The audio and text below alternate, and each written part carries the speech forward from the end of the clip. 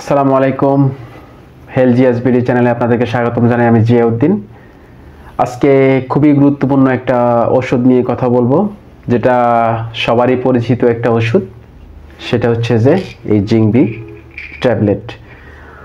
তো এই জিংবি নিয়ে কথা বলার আগে একটু বলে নিই যে ওষুধ আমরা সবাই খাই, কমার বেশ সবাই খেয়ে থাকি। অনেক সময় ফার্মাসিস্টের কাছে গিয়েও আমরা যে কোনো ওষুধ কিন্তু আমরা সেবন করি। কিন্তু যে কোনো ওষুধ সেবন করার আগে আমাদেরকে অবশ্যই একটা ওষুধের ক্রিয়া প্রতিক্রিয়া, পার্শ্ব প্রতিক্রিয়া এবং কি এটা সেবন বিধি ইত্যাদি আমাদেরকে জেনে রাখা ভালো। যদি আমরা না জানি সেক্ষেত্রে কিন্তু যে কোনো সমস্যার সম্মুখীন কিন্তু হতে পারে। তাই আর কথা বলাবো না। যারা আমার চ্যানেলে নতুন আছেন তারা অবশ্যই সাবস্ক্রাইব করে পাশে থাকবেন।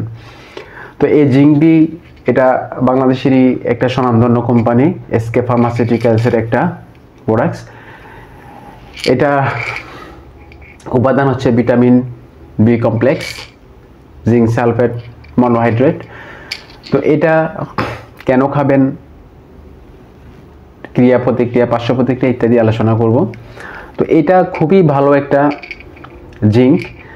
এই জিঙ্ক ট্যাবলেটের বিভিন্ন বায়োলজিক্যাল ফাংশন থাকে, যেমন রোগ প্রতিরোধ ক্ষমতা বাড়ায় এবং শরীরে যদি কোনো রকমের ক্ষত থাকে সেটা সারাতে কিন্তু সাহায্য করে।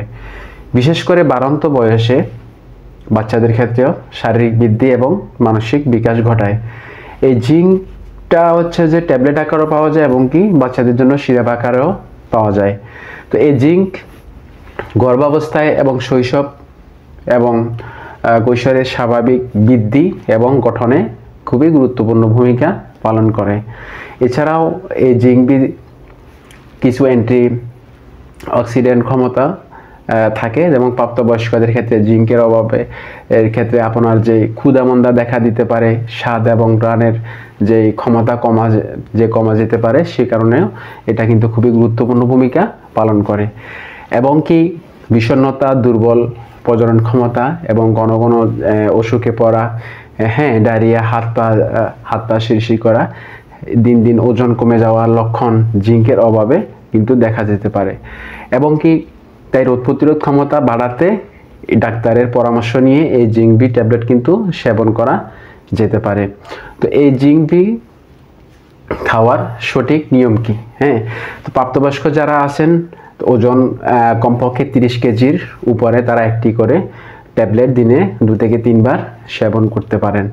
এবং এটার যে পার্শ্ব প্রতিক্রিয়া থাকে এবং কি কোন সময় এই ওষুধটা খাওয়া যাবে না। টেট্রাসাইক্লিনের গ্রুপের ওষুধ যদি কেউ সেবন করে থাকেন তাহলে কিন্তু এই জিংবিটা খাওয়া যাবে না। এবং জিংবি ট্যাবলেটটা কিন্তু খুবই শোষণীয় এবং কোনো রকম পার্শ্ব প্রতিক্রিয়া কিন্তু নেই বললেও চলে। তবে কারো ক্ষেত্রে কিছু পার্শ্ব প্রতিক্রিয়া দেখা দিতে পারে, যেমন বমি ভাব হতে পারে, ডায়রিয়া এবং পাকস্থলীরও সমস্যা কিন্তু দেখা দিতে পারে। তো এগুলো আসলে মানে সাময়িক, তবে এটা বেশি কিন্তু মারাত্মক না। তবে কোনো ধরনের সমস্যা যদি তীব্র মনে হয় আপনার কাছে, তবে অবশ্যই আপনারা একজন ডাক্তারের পরামর্শ নিয়ে আপনারা ওষুধ সেবন করবেন। এবং এটার গর্ভাবস্থায়ও এটা সেবন করা যায়। গর্ভাবস্থাকালীন সময়ে যে ভিটামিন বি কমপ্লেক্সের যে ঘাটতি থাকে এবং সেটার ক্ষেত্রেও কিন্তু এটা সেবন করা যায়। তো সেক্ষেত্রে অবশ্যই যে কোনো ওষুধ সেবনের পূর্বে অবশ্যই একটা ডাক্তারের পরামর্শ নিয়ে ওষুধ সেবন করবেন। ধন্যবাদ সবাইকে। আসসালামু আলাইকুম।